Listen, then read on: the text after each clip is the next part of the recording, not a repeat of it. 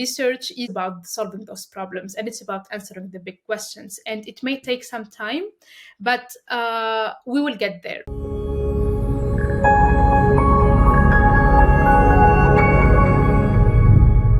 Welcome to The Executives, the show where we navigate in the intricate world of executive leadership, exploring strategies, insights, and personal stories of successful professionals shaping the global business landscape. I'm your host, Majid, and today we have someone from the academia as a guest with us, Sahar Ben Rached, a Tunisian researcher in quantum computing, pursuing her PhD at the Barcelona Tech University, Spain. She is also the co founder of Q Tunisia, the first quantum computing community in Tunisia, focusing on accessible education and community building. In addition, she is also a former co founder of an edtech startup, Alien Dimension, developing immersive education experiences in science. Hello and welcome to the show, Sahar. Hi, Majid. Good to see you. Thank you so much for the introduction, and it's a really great pleasure to connect with you and to be on your podcast today. Awesome. I'm also very excited because I think you're the first guest who's coming from the academia side. I have had multiple requests. We need someone who's either done a PhD or doing a PhD, because it's not for everyone. I mean, I when I think about it, it's not something I consider easy. PhD is a lot of dedication. It But is. let's start with, can you kindly introduce yourself? I mentioned you briefly to our listeners, so but can you introduce more about yourself to our audience? Sure, yes. So I'm Sahar, originally from Tunisia, and now I am based in Barcelona, and I am a researcher in quantum computing and pursuing my PhD in Barcelona Tech. I started my PhD around a year ago, so I'm just starting my second year, and still a few years to go to do a good research in PhD. Like you said, is not an easy task, but it's definitely fun and challenge. And besides my PhD, I'm also the co-founder of Q Tunisia that we started in 2020. And it is the first community of enthusiasts and developers in quantum computing in Tunisia. And our activity was mostly concentrated on organizing workshops and talks in order to educate anyone who's interested to learn about quantum technologies and quantum computing specifically, through the workshops that we hosted, but also through the talks where we invited researchers and developers from Tunisia who are contributing to the field. And before my research, I was the co founder of Alien Dimension, like you mentioned, which is an edtech startup that is based in Tunis. And our solution was to develop immersive experiences in sciences, mainly fundamental sciences, for example, physics, in order to make the experience of learning about sciences fun, tangible, and more engaging than the conventional learning methods that we are used to in schools. So yes, with a background in physics and an experience in business, I am now starting my career in quantum computing, and we will see how this develops. Interesting, interesting. Our topic for discussion today will be quantum frontiers, the Mm. journey from theoretical algorithms to real world applications. Mhm. Because quantum computing, I'm not sure if everyone understands. It's not a topic. It's not, I mean, engineers do, you're a researcher, so you do. Even for me, who was an engineer, I had to read a lot to be able to understand what is quantum computing, like, and I still struggle. You will hear from my questions when I ask you that, it's like, how do you explain quantum, for example, to simple people? But let's start with what sparked your interest in quantum computing. So, my interest in quantum computing started with a coincidence, let's say. It's just a chance that I had back when I started my master's, and it was the first step into my research career now in quantum computing. So, I participated in the IBM Qiskit Hackathon back in 2019. It was in Johannesburg, South Africa, and it was the first quantum computing hackathon in the continent. And back then, I had just started my master's in nanophysics and nanotechnology, and my professor nominated me to take part in this hackathon. So when I went there, I had very, very basic knowledge about quantum computing from the very few resources that were available and accessible online. But when I went there, there was a series of lectures and workshops given by IBM researchers who are the experts, let's say, and they are the researchers who are leading the development of the technology today. So it was very eye opening and it was very interesting. And I feel very lucky that I had the entry to the field directly from the experts. And for 3 days, there were a lot of conversations around the field about the innovation, about the potential. And back then, it was a very, very niche, let's say, technology, and only very few people, let's say, were interested or working in it. So it felt very, let's say, it was very interesting, right? You feel like you are in a position that would open the doors to many interesting fields and sciences. And even though my participation in the hackathon was only an introduction to the field, when I got back to Tunisia, I was very interested and excited to share about this new knowledge that I have with anyone who would like to learn. And that's how I connected with a few communities in my university in order to host a series of workshops, introductory workshops, just to, let's say, introduce what quantum computing is and why it would be interesting for a student in technology and engineering to have, let's say, a look or to be interested in such a field. And that was the very first activity that I've done in Tunisia. And after that, which was, the workshops were at the beginning of 2020. And quickly after that, the pandemic started and a lot of conferences and lectures were online.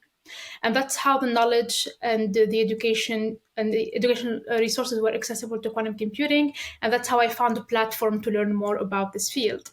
And that's kind of how it developed. And of course, I did my master's in nanophysics and nanotechnology. So I also had a course in quantum information science. So my interest also moved into professional interest.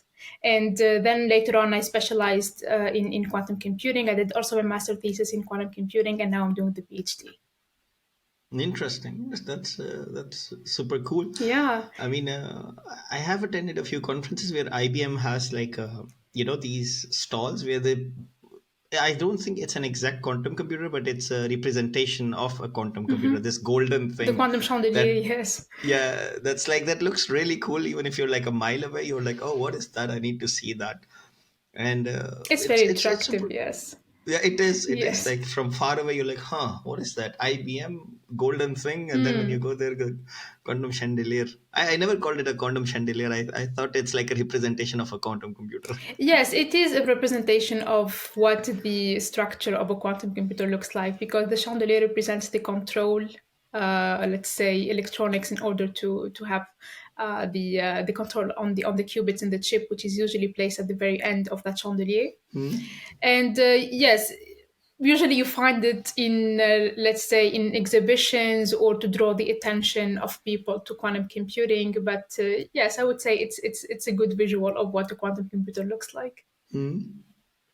Yeah, that's true. Because it's, I mean, my next question is about if you were to explain the basics of quantum computing in extremely layman terms. We are talking explaining it to maybe a 10-year-old. They know what's an iPad, they know what's a computer, but how will you explain quantum computing? Okay, this is a very tricky question because I always try to define what quantum computing is, but of course in a simple language, but also try to keep the scientific part of it because it's important. So I am going to assume that everyone knows what a bit is, right? The unit of information in conventional computation. And this will be, let's say, the foundation that we start from in order to give a good definition of quantum computing. So, if we look at the bit, which is the unit of information in classical computing or conventional computing that is making up our computers and our iPads and our iPhones and everything, it can only hold a value at a time. So, it's either 0 or 1. Okay, so it's either true or false. And from there, we can develop, of course, all the logic behind the computations in our machines. So if we look at a quantum computer, we have a different unit of information that is called a quantum bit or a qubit in short. And the qubit is, let's say, it holds fundamental characteristics or properties of quantum mechanical systems, let's say an atom, a photon, or an electron. So this qubit, besides being either 0 or 1, it can also hold intermediate states between 0 and 1. And scientifically speaking, we say that a qubit can be in a superposition of 0 and 1, and mathematically speaking, that just to say that a qubit is a linear combination of 0 and 1. And therefore, we say that theoretically speaking, this results in a larger computation space. So I will give an example to explain this large computational space. If we take 4 bits, okay, so to do one operation, we can have a binary sequence of 4 bits, right? And then if we want to do the next operation, then we will generate a new binary sequence. But if we have 4 qubits, we can represent 2 to the power of 4 states at the same time, okay? So that would be 16 states, only using 4 qubits. Okay, so this analogy of 4 bits, the result is one sequence, one binary sequence of 4 bits. But if we have a qubit, then we can have 16 states, okay, represented in superposition. Now, this is where the computational power and processing speed is coming from, right? And fundamentally speaking, this is a property of quantum mechanical system that we have used in order to do computations. Okay, so superposition is a fundamental property that gives this huge capacity of processing information for quantum computers, and it is totally a property of quantum computers that we cannot find it applied in classical computers. There are also other fundamental phenomena which are much more complicated than superposition, but I can name them, which are entanglement, interference, and parallelism, which are also at the origin of the capacity and the processing speed of quantum computers. Of course, if we have at any point of this conversation, we would need to explain further the phenomena of entanglement, interference, and parallelism, then I would be happy to do this. But at least we can draw the conclusion that superposition is the key power to quantum computers. And the idea comes from that we can do computations over several states at the same time using a limited number of qubits. And of course, this grows exponentially. This means that if we have a very large number of qubits, this means our computational space and the number of values that we can operate on at the same time is very, very large. And eventually, this will allow us to solve complicated problems. And now I'm able to relate to the diagram here, to the the chandelier that IBM presents. It's the flow of information, because a single pipe, where like you mentioned, is a qubit. So the more number of pipes, the more number of information you can send. Well, the pipes, or let's say the cables that are represented in the chandelier, are mainly to do the operations on the elementary qubits. Okay, so for example, in order to operate on bits, we will be applying a series of gates. Okay, so logic gates like the NOT gate, the NAND gate, the NOR gate. There are also equivalent gates in quantum computing in order to process the information and eventually solve the algorithms. And the qubits are, of course, controlled in a very specific way in order to do these gates and eventually solve the problem. And why you find this, let's say, bulky structure that is represented in the chandelier, it's mainly because for certain qubit technologies, for example, the superconducting technology that IBM is using in order to build its chips, it needs to be operated at very, very low temperatures. We are talking about near zero temperatures, near zero Kelvin temperatures. Okay, and yes, so it's at the order of 30 millikelvin and 20 millikelvin, so it's very, very cold environment. And in order to reach such experimental, let's say, conditions, of course, we will need this structure in order to do the gradual decrease of temperatures until we get the chip at this low stage at the end. So that's why it's very bulky, yes. Cool. It's a lot of information. Yeah, it's a lot of information, I know. And we would need another podcast just to explain what quantum computing is. Yeah, maybe that's not a bad idea. That's a good idea. I always like more episodes. But coming back to the questions, Mm. how did your previous research? Because you come from nanophysics, and you mentioned you also took some courses took a course and did your thesis in quantum. How did your previous research experience shape your understanding of quantum computing? So my research career started with quantum computing. So it's the first, let's say, field that I started to work in as a researcher. And before that, I did my bachelor in applied physics, besides my business experience. But this combination of knowledge in applied physics and theoretical physics definitely had its impact on my understanding of technology and also my contributions. So interestingly, I did my bachelor in applied physics, my master's in theoretical physics, and my PhD in computer architecture. So, how does this all align? I think it aligns perfectly because what I'm doing right now is how we can engineer these systems in a way that we can scale the current processors in order to have the, let's say, capacity to solve real world problems. Okay, this is the question that I'm trying to solve in my PhD.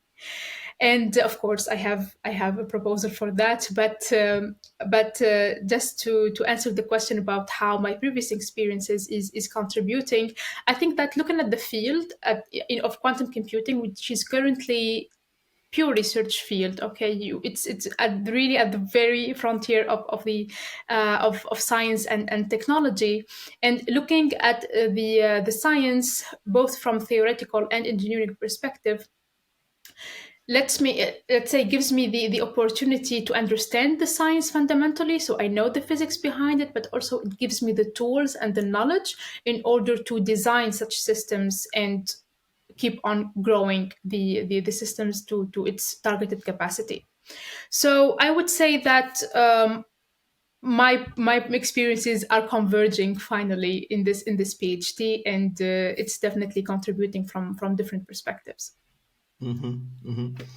That's interesting because one question I always get from people who are like, "Hey, should we go to do engineering where we have to study a lot of theory, or should we do something more, that's used in the industry?" Because like I remember studying calculus 101, 102, differential equation. I don't even remember the name of the subject. So many mathematical subjects, but I switched my career completely towards IT and then product management, Mm. completely off. Like I have not used calculus once in my professional career. Yeah, no, no, no, never. So how do you tell the people? But I do say that it was a very good thing because it helped me build my problem solving. Mm. You know. So what do you say about that? Because I mean, engineers not necessarily stay in the field of engineering, right? They sometimes go in different fields, but then they start questioning, okay, why did we studied xyz in our bachelor's or master's, but we're not using that. So Mm. how do you tell them that no, it's not a bad idea that you study that, it's always a good thing? So I think it really depends on the field that you would like to work at, right? So for example, if you would like to do a PhD in software engineering, maybe it may not be, let's say, a very good option, or maybe you do not see it as a good option, because software engineering, you just get it from an engineering degree and you can have a very good career starting from that point. And you don't need to know the nitty gritty details about how the processor works in order to be a software engineer and to develop products, right? But if you want to do a career that is very good in quantum computing, it's a different story. It's at this point, quantum computing is very, the theory and industrial development of quantum computing is very intertwined, in the sense that everything is so compact and the systems are very primitive, let's say, and very early stage, to the point that in order to understand what's really going on, you need to go back to the basics. So calculus is your best friend, quantum mechanics is your best friend in quantum computing. And you may not need them in engineering in general, but for quantum computing especially, and of course I'm talking about similar fields which are very research oriented and they are very, let's say, primitive and early stage of developments, you need to go back to the fundamentals in order to have a good boost and to know the fundamentals in order to design and develop the manufacturing process, in order to have a product in the end.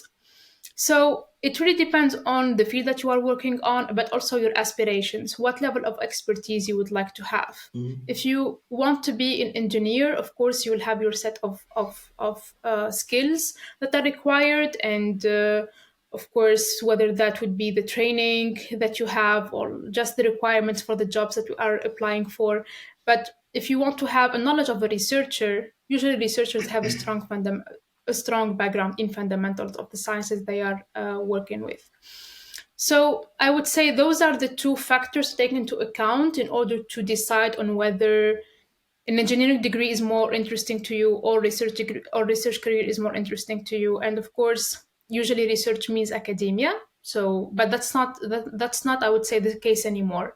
There's a lot of institutions around the world and a lot of companies, especially large companies, which have a very heavy focus on R&D, and R&D is mainly research. So there is a chance to have best of both worlds, engineering and research, if you would like to work for cutting edge technologies, let's say, in large corporates. Interesting, interesting. So you partly explained what your topic of research is, but let's like, can you explain further what you are currently researching on in quantum computing? So, the current state of the technology in quantum computing is that we have prototypes of quantum processors. Okay, so we have a quantum computer that functions up to an extent. We have quantum processors with a certain number of qubits, which is still limited compared to the capacity that we would like to reach in order to solve real world problems. So the proposal of our group is,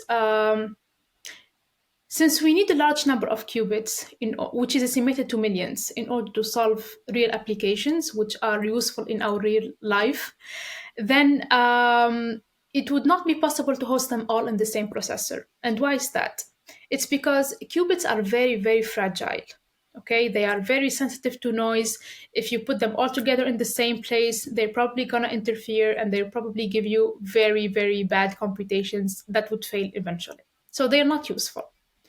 Our proposal is that instead of putting all these qubits in the same processor, why don't we place them in smaller processors? Okay? And we would connect these processors via communication interlinks. Mm-hmm. So, this way, we can limit the number of qubits in the same processor in a way that we make them protected and we make them function Mm-hmm. in the best way we can. And if we Mm-hmm. assemble this big number of smaller size processors, then eventually we will have the system that hosts millions of qubits, and therefore we will have the system that would solve the problems that we want to. And my PhD is about designing and modeling these communication interlinks in a way that they are reliable and they would transfer the data in the most reliable way. And in that sense, I am, let's say, researching ways about scaling the current processors. Mm-hmm. Interesting. So that's my topic specifically. How can we make these communication interlinks good enough to transfer the data between processors, and that way we are aiming for a large system. That's a cool topic. That's very interesting, very technical. So, another question, because I've done some research on parallel computing, and I wouldn't say it's exactly the same principle, but it's sort of similar that you have different computers we call nodes, Mm, and then you combine it together and use the power of all of those nodes together. that's the Is it principle. some Yes, that's the that's different? principle. Okay, it's very Yes, similar. yes. Interesting. Interesting, because I built a parallel computer along 2010, 2011, with 10 nodes, and it was super nice, super interesting. Mm. Like you could have, I think I had more than 1,000 GB of RAM, like Oh, okay. within a power of a Linux command, So it was Mm. super super cool. But let's diverge from quantum computing for a little bit, because otherwise I don't want to forget that you also have started your own startup before. So what inspired you to co-found Alien Dimension? And like, now you're not with Alien Dimensions, right? So what were your key findings? Two questions in one. Buy one, get one free. Okay. Okay, I will answer the first one, which is what inspired me to start Alien Dimension in the first place. So, my main motivation and inspiration was my ambition to contribute to improving, let's say, the learning methods of sciences in Tunisia. So, usually, our, let's say, conventional way of learning sciences would be just through school and books and static images. But we wanted to take the science out of books and out of static images into the 3D world. And that's why we used augmented reality technology in order to create these immersive experiences in sciences. And we had already started designing experiences in human anatomy and astronomy, and it was a very cool solution that I was really very, very proud of. And I'm still proud of that professional experience. However, it ended 2 years after the launch for several reasons, but it's still one of the most impactful, let's say, professional experiences that I had. And it was at a very young age. So it taught me a lot. It really taught me a lot, both on personal level, but also on the professional level. So professionally speaking, when you are a founder, and you probably can relate, you are engaged in several roles, right? You are Mm. managing people, you are designing the product and developing the product, you are talking to people, you are promoting the product, you are raising funds. And as a founder, you are 100% dedicated to each side or to each level of this development stage of the startup. And it was a very, very interesting journey. I mean, I definitely learned a lot, and all of the skills you either learn them by experience or also by the exposure to the trainings that we had as founders through the facilities and the supporting systems that we had in Tunisia. So even though I'm not an entrepreneur anymore, but definitely those skills are for business development specifically, they are still very useful today.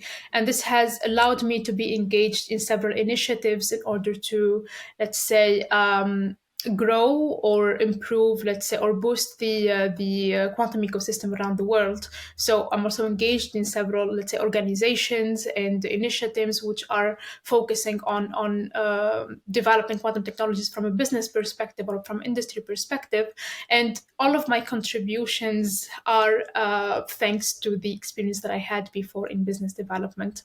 So yes, I am not an entrepreneur right now, but definitely the skills do not fade away, right? And I Mm. will forever be grateful for that experience.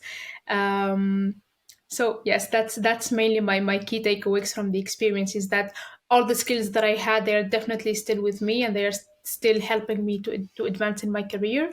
And maybe one day I will be able to converge my research experience and my entrepreneurship experience to eventually also have my own product and solutions developed with quantum technologies.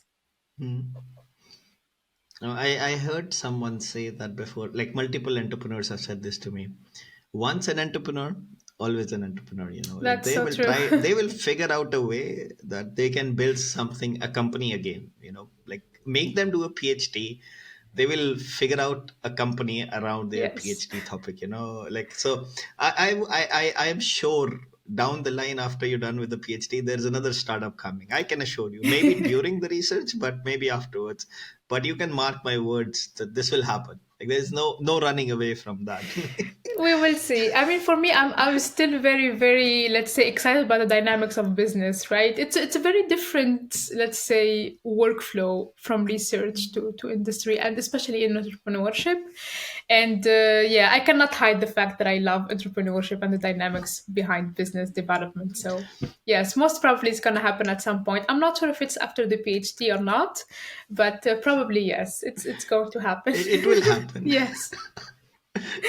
Like the famous quote, and I've heard multiple people said like, "Hey, this is our final startup. We will sell it, exit, get a few millions in the account, and then we are retired." I'm like, "Are you sure?" Good question. Because this is what you told me last with the last startup, and then they go like, "Yeah, Majid, you are right. No, I think we will take a break."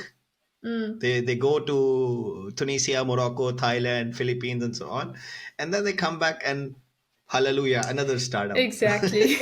So once an entrepreneur, always an entrepreneur. And one thing I saw, the I mean, I have built products, like lots of them. But when I started hiring people for my own small little business, right? That feeling, the only feeling that you're supporting the economy, it's for me, it's like the best. Like, you know that you're helping the economy, you're giving jobs, you're developing talent, and so on. That's like the best True. for me. I don't know why. I just love that bit, that, hey, I'm creating the jobs, Mm. and then I have a focus where I say my goal is I want to have a very good work life balance. Like, Mhm. maybe I overworked myself and I'm like, no, no more overworking. Let's keep it realistic. We are all human beings, but Yeah, cool. it's. I think it's the most challenging part of having your own company or startup. Yeah, it's the work life balance that you may have to sacrifice for a few years, but hopefully it's fruitful in the end. Hmm, that's true. That's true. But now you're in a very special domain of Mm. science, quantum computing, quantum science. I mean, we already see that there's a sort of a. I mean, I don't know if we like it is a problem that we don't see many women, like pursuing careers in quantum science. And I was super happy that in my network there is someone who's a lady and who's doing something in quantum. I was like, yes, I know someone, because all the people I know from quantum are guys. Like, Mm. you're the only one I know. I'm wrong, by the way. I know there are others as well, but I don't know. When I went to the IBM stall as well, they were all guys. I Like, see. so how can we, like me, as using this, for example, podcast, because I also want to use it to inspire people Mm. that no, this is something anyone can do. So how can we pursue or encourage more women to pursue careers in not only quantum science but generally in technology, science, research? Definitely, what you are doing is very important. I mean, let's say presenting people who are already doing things and telling their stories and making it accessible is, I would say, the first step to make people more, especially women, interested in knowing about this field and having the confidence that I can do it too. Okay, so representation is very important, I would say. And for me, I come from a country that, for example, we do not have this problem. So, yes, Tunisia is, I would say, one of the, statistically speaking, is one of the countries that has the highest number of women graduates in engineering and sciences. For example, I studied physics, theoretical physics, and we were 10 girls and 2 guys. So usually that's the reverse of what you usually find somewhere else. And while there are, of course, special reasons why that's happening in Tunisia, but I would say that from where I come from, there was really no distinction between a girl and a boy from our youngest age about pursuing sciences. And I know that this is not the case everywhere, but yes, we need to insist on that again and again, is that science is knowledge and it's accessible, and if you put your, let's say, time and efforts into understanding it, it is not as hard as it looks like. Just give it the Mm, education it needs, and eventually you will find that there is a lot of beauty and a lot of reasoning and a lot of, let's say, dynamics behind the sciences that is as much as you find in arts or in humanities or in societal studies, and sciences is just one of the pillars of this of these knowledges, right? So mm, I would say that being, let's say, consumer of technology in this age should spark enough interest in people in general, but also women should, let's say, know that this is just knowledge. If you put the same effort and dedication to it, you will find that you are also capable of reaching the limits in the I would say even going beyond the limits in such fields. mm, So yes, representation is very important. So telling the stories of people who are already doing it is very important. Also mentorship. I mean, everyone, I would say, is reachable today. If you need any help about anything, even if you need mm, let's say, an advice to enter into a field, everyone is accessible through emails and social media today. So if there is anyone that you would like to connect with, I would say there is a way to do that. So mm. yes. you're in the combination of interest and accessibility, and also the people who are supporting your ambitions would definitely be the equation in order to have a successful career in sciences, particularly, but also in general, in knowledge in general. Interesting. I remember reading once. Not many people are aware of this, but the first university ever constructed in the world was in Morocco, and it was by a female. Yes, same thing in So, Tunisia also. Tunisia has also one of the oldest universities in the world, and it was also founded by a woman. So I'm not sure if that's a property of the culture that we come from, but usually there is no distinction or discrimination between the kids when it comes to knowledge and sciences. So we just grew up like that. If we are interested in this, usually we get the support of our parents and our teachers. And we also saw a lot of representation, especially that Tunisia, let's say, celebrates successful women in their field. So you would see the first doctor who is Tunisian in the Arab world, who is Tunisian, also like her, she's printed, let's say, on the note. And there's a lot of celebration of women in Tunisia, and that definitely contributed to what we to the statistic that I shared in the beginning. But yes, hopefully I will see a lot of experiences replicated around the world, because it's very, very important. Sometimes it feels very lonely if you get into a room and you are just the only one who is a woman there. I would say that is not an aggression, but it's just a feeling that you get. You feel like you are new, or that you do not belong there, or it's just you, and it's just intimidating, right? And yes, I hope that within the next years we will see that declining further and further. quantum computing is still R&D, but it's important for people who are not from science, because we have people like financial lawyers, and other marketing people. So how can we tell them that in what ways can quantum computing actually contribute to the benefit of the society? Because that's something, if someone is listening to this, they would also be interested. Okay, cool, Sahar is doing research, but how does it in the long run help the society? Okay, so we can think of quantum computing as a technology that we are developing, and similarly, we have developed a lot of disruptive technologies throughout history, right? So, if we are developing a good technology and we are solving the right problems, then we are directly contributing to the development of our societies. So, quantum computing is expected to be very useful in fields such as pharmaceuticals and material sciences. And why is this? It's because, fundamentally speaking, quantum computers work with the same properties as quantum mechanical systems and the most fundamental systems in nature.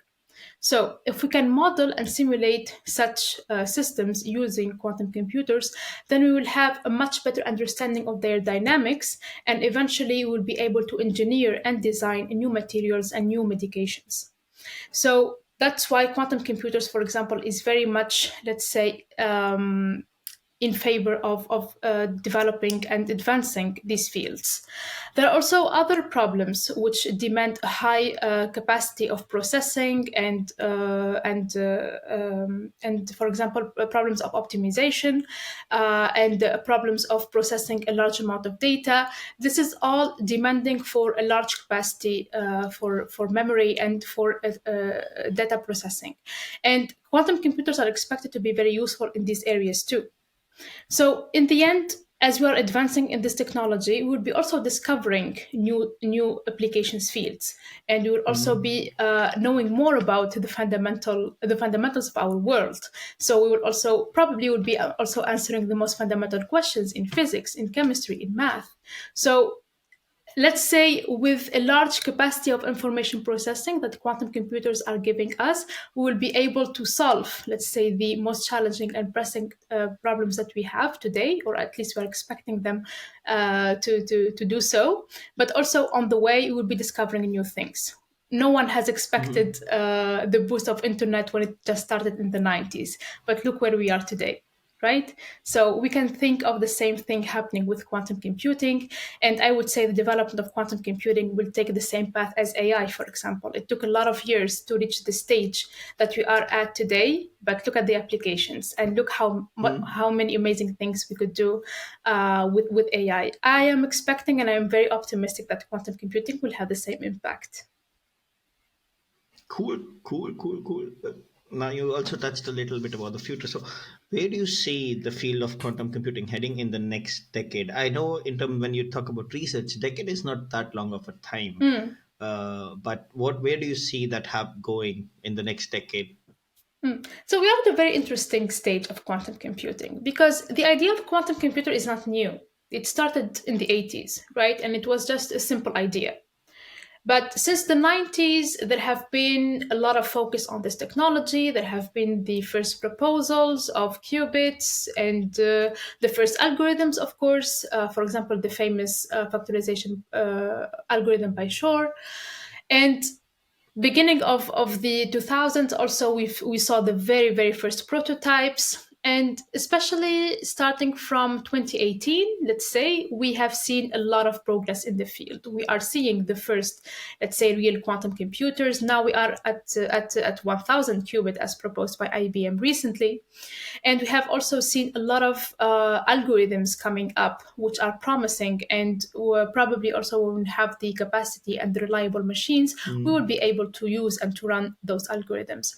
So we are reaching milestones and we are advancing in the field. Okay, so probably in the next decade, as estimated, and for the very optimistic people, we will have a commercial use of quantum computing. But as a researcher, I know that there is a lot of pressing challenges. A lot of them are really engineering challenges that we cannot see, let's say, the solution coming up in the recent years, in the upcoming years. And that's okay. I mean, research is about that challenge. It's about solving those problems, and it's about answering the big questions. And it may take some time, but we will get there, right? We are, let's say, on the path to solve these issues, and we are reaching milestones. And even though we are aware that finally having this system that is reliable and large enough to solve the applications and the real problems of the world, which may take much longer than a decade, but we are up to the challenge, right? We are very excited about that, and especially we want to emphasize that as we are progressing in quantum computing, we are also progressing in quantum mechanics. We are also progressing in math and in physics and engineering.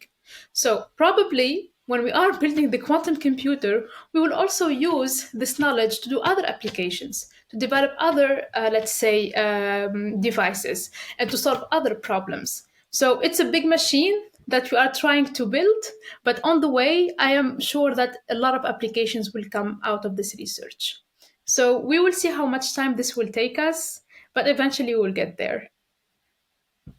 I'm sure it's very interesting. The whole research. I mean, research is always fun, especially when you have research with hardware. Like you have to build something and then you see it work. I remember building a 7-bit computer, not anything fancy, like using these, like we made like a bus system and using basic logic gates. It was super complex, and it was like a whole board of ICs and so on. But the only thing it could do is add 4-bit digits, and that's it. But it was like a really complex circuit for us. Yes, But it was fun. It it was was fun. fun. And I mean, that's already something super common. But when I was building that, and whenever we had a small problem, figuring where the problem was, took Yes. us like hours. We had to check every IC, that which IC got burnt, or which where is the problem. So there are a lot of problems that come with research as well, and challenges, Of like course. you mentioned. But this also scares some students. Sometimes that students are like confused, like, hey, should we do like a PhD, or should we like go into the industry? So what advice would you give someone who's aspiring or confused between, let's say, academia and industry? What are your thoughts about that, because you have worked in both sides of the of the something. Okay, so academia versus industry. I think it's the question of the century, right? Because we need researchers to continue the advancement of sciences and knowledge. And usually, and even historically speaking, all the big, let's say, milestones and the big technologies, they all started from labs. So that's also why I personally chose to do a PhD in academia, because I could have had the chance to do it also in the industry, or to not have a PhD at all. I could just have the knowledge that I have through, let's say, the accessible educational resources, and also my master's, and that's it. I could start a career in quantum computing somehow. But there is a special, let's say, career start if you are like working closely with brilliant minds and the people who are really driving the advancement of such technologies, quantum computing, AI, or any other field that is emerging right now. And everything starts from academia at some point. So I would say that industry is very interesting in the sense that it is impactful. Eventually, products need to go from labs to societies through industries, right? But Mhm. industries, there is a lot of, let's say, a lot of elements that control the dynamics of business and businesses and industry that we do not find in academia. Academia, usually the people are very concentrated on advancing and creating something new, even though of course it has its dark side. I'm not saying that everything is brilliant and everything is positive, but if we look at the essence of academia, it has always been advancing knowledge and adding to the sciences and let's say the overall knowledge of humanity. And I would say that's a very interesting point, and that's definitely, let's say, something that I can relate to personally speaking. But professionally speaking, also it gets you to learn from the best, and it gets you to be in close, let's say, mentorship relation with the brilliant minds of the field that you'd like to work at. The industry also is very interesting. Okay, so it has also its own dynamics. It had also its exciting part, which is developing a technology and promoting it and getting it to be, let's say, presented into the market and people using it, and therefore that's how you make a use out of a technology.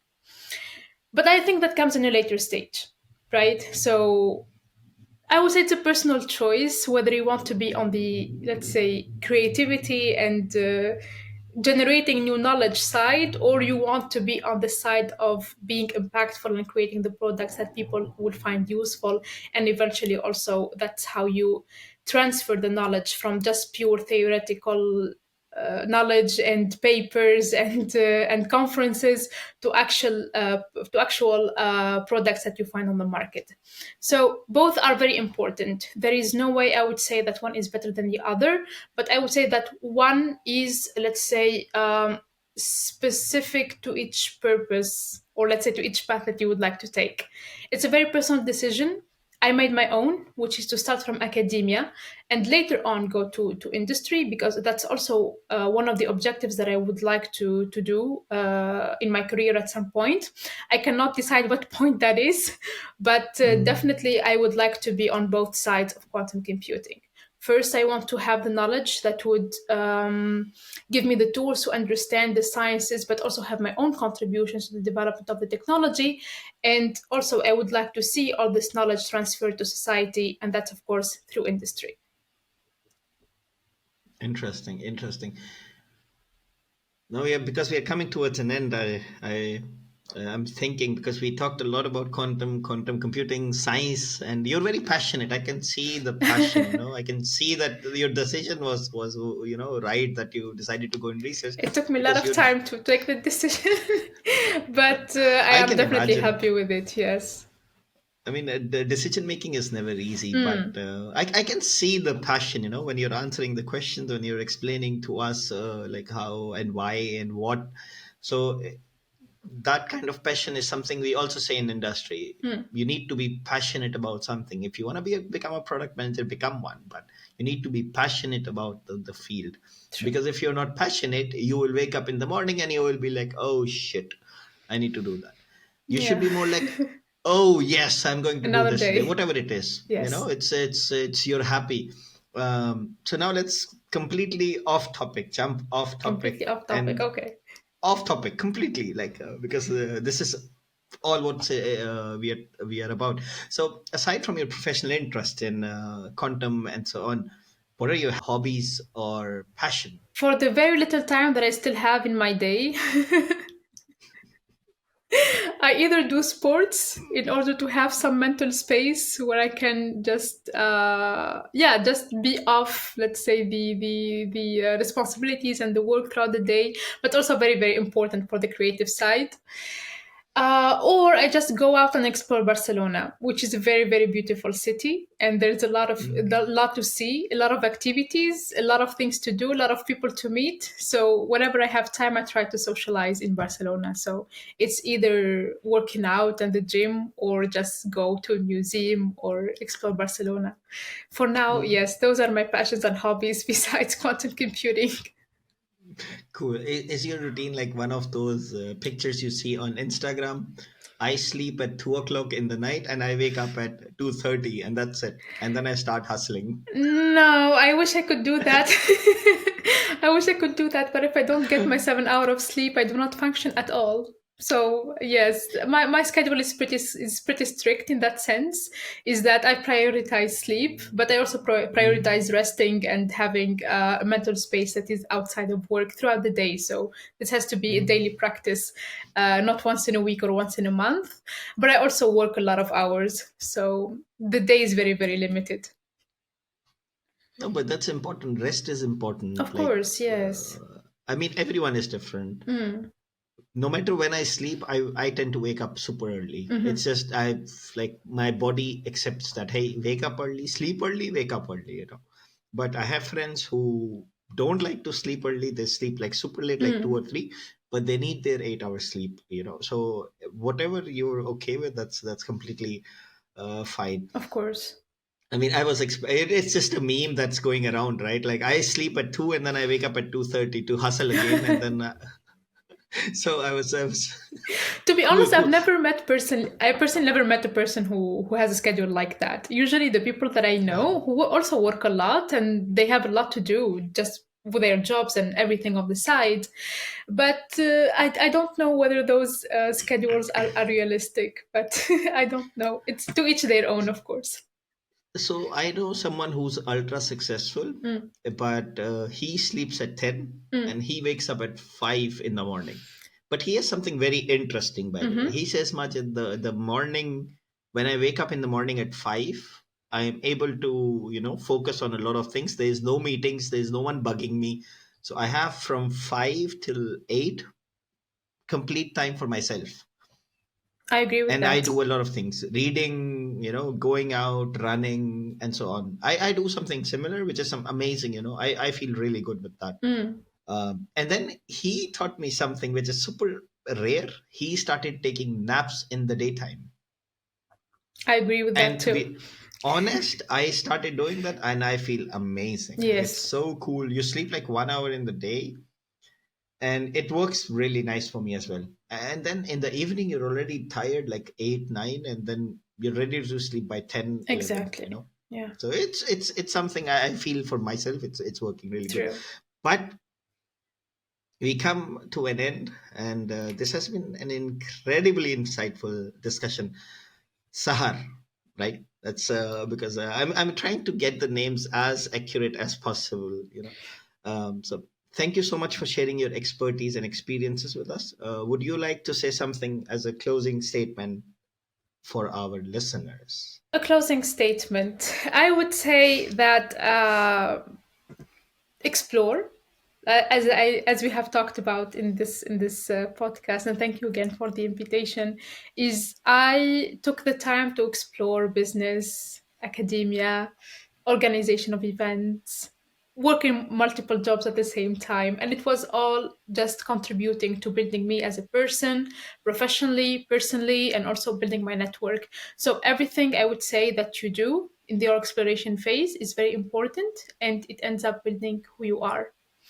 And I would say also this exploration phase eventually led me to know about quantum computing.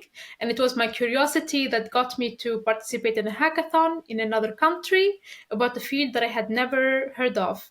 And here I am today doing a PhD in that field because I just was curious and I found something that I'm really passionate about, and I'm very happy to be pursuing a career in it today.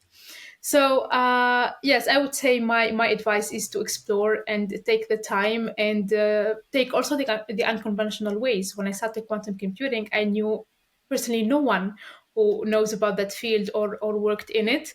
But yes, those unconventional paths eventually take you also to very interesting places, and everything contributes to having a very, let's say, dynamic life that I hope everyone will get to experience. Thank you. To our listeners, thank you so much for tuning in to the executives. If you found this episode valuable, don't forget to subscribe and share it with your network. Until next time, this is Majid signing off.